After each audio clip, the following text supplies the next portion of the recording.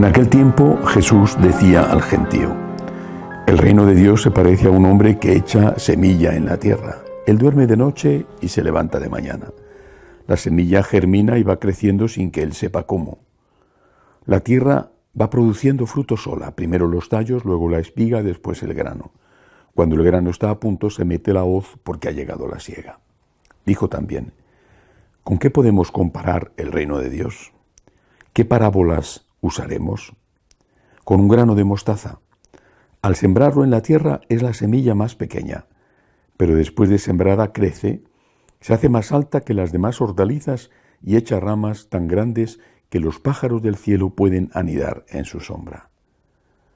Con muchas parábolas parecidas les exponía la palabra, acomodándose a su entender. Todo se lo exponía con parábolas, pero a sus discípulos se lo explicaba todo en privado. Palabra del Señor. Gloria a ti, Señor Jesús.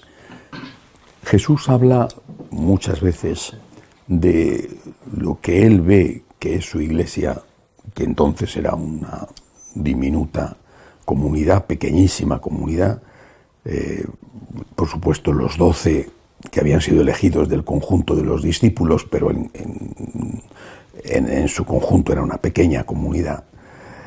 Y él, cuando habla de su iglesia, utiliza siempre ejemplos, parábolas, que hablan de cosas pequeñas. No significa que Jesús no quisiera que sus seguidores fueran todos los seres humanos, por la gloria de Dios y por el bien de los seres humanos. Pero quiere darnos a entender que no le preocupa la cantidad, que no es el primer objetivo, que no es algo a lo que hay que sacrificar otras cosas. No podemos sacrificar los principios a costa del éxito. Para conseguir el éxito tenemos que renunciar a los principios. Entender esto es esencial. Lo ha sido siempre, lo es en este momento, lo será en el futuro. Siempre vamos a estar tentados por pagar un precio para conseguir un resultado. Y en la vida siempre hay que pagar un precio, pero lo que no hay que pagar es cualquier precio. Hay que pagar un precio para sacar unos estudios, por ejemplo, hay que estudiar. ¿Quieres ser médico? Tendrás que estudiar. No te van a regalar el título. Estás en una empresa, tienes un trabajo, tendrás que ser un buen profesional si quieres mantener el empleo. Bueno, eso es lógico. Tienes una familia, quieres mantener tu familia, tendrás que pagar el precio de la dedicación a tu familia, de sacrificar un tiempo para educar a tus hijos si quieres que estén bien educados y no te den unos gravísimos problemas en el futuro. En la vida hay que pagar un precio. Una cosa es pagar un precio y otra cosa es estar dispuestos a pagar cualquier precio. Creo que esto es lo que nosotros, repito, tenemos como historia y lo que tenemos que tener en el presente y en el futuro.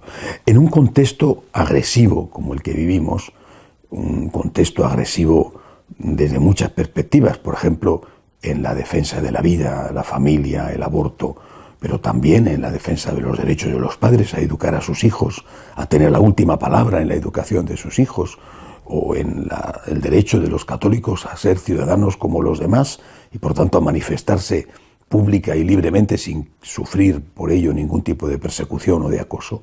En este contexto de un mundo secularizado cada vez más agresivo, nosotros tenemos desde el individuo, la familia, la propia iglesia, la tentación de pensar: para tener éxito tenemos que pagar el precio de no molestar, de decir solo aquello que nos dicen que podemos decir, de decir solo aquello que está de moda, en lo que todos están de acuerdo, lo que se llama políticamente correcto.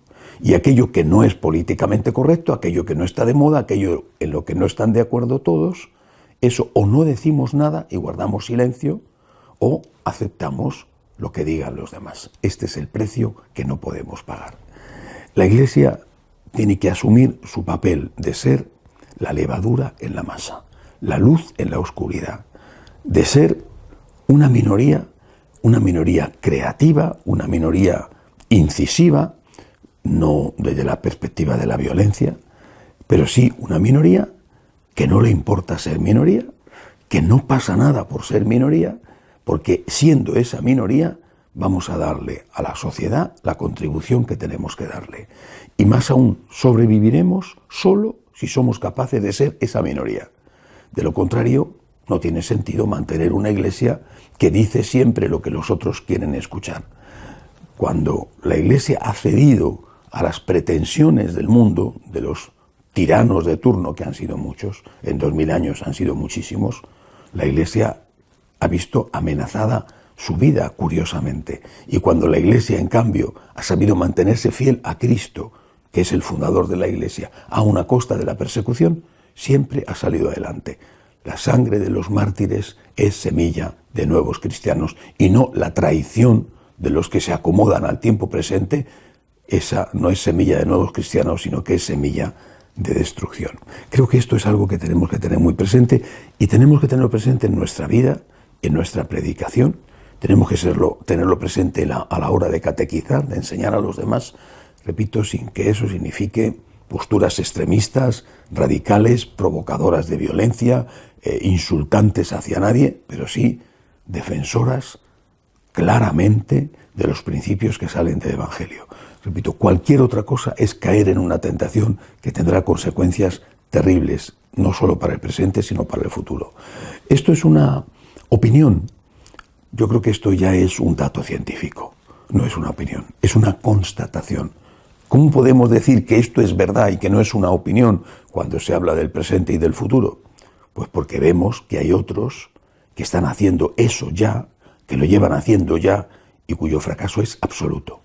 Es decir, las iglesias protestantes llamadas históricas, no las nuevas iglesias protestantes, sectas, no, las llamadas iglesias protestantes históricas, prácticamente todas, una detrás de otra, han ido cediendo. Aceptan el aborto, aceptan la eutanasia, aceptan las relaciones homosexuales, aceptan las relaciones heterosexuales fuera del matrimonio, aceptan, por supuesto, el divorcio. Lo han ido aceptando literalmente todo. La lista de cesiones es absoluta. Cuanto más cosas han aceptado, más se han hundido. Menos gente va a sus iglesias, más fracaso tienen. Es decir, la lógica humana diría, si quieres que la gente venga a la iglesia, no le pidas muchas cosas a la gente. Si quieres que la gente venga a la iglesia, diles que hagan lo que quieran, que no pasa nada. De lo que sea, no solamente con el sexto mandamiento, de lo que sea, que hagan lo que quieran. Ya verás cómo la gente va a la iglesia.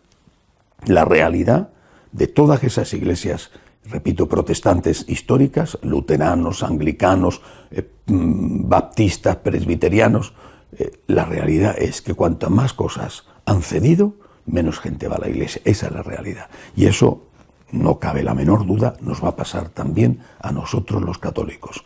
Una iglesia que no dice lo que Cristo tiene que decir es una iglesia que no tiene sentido, que no tiene utilidad y que por lo tanto desaparecerá.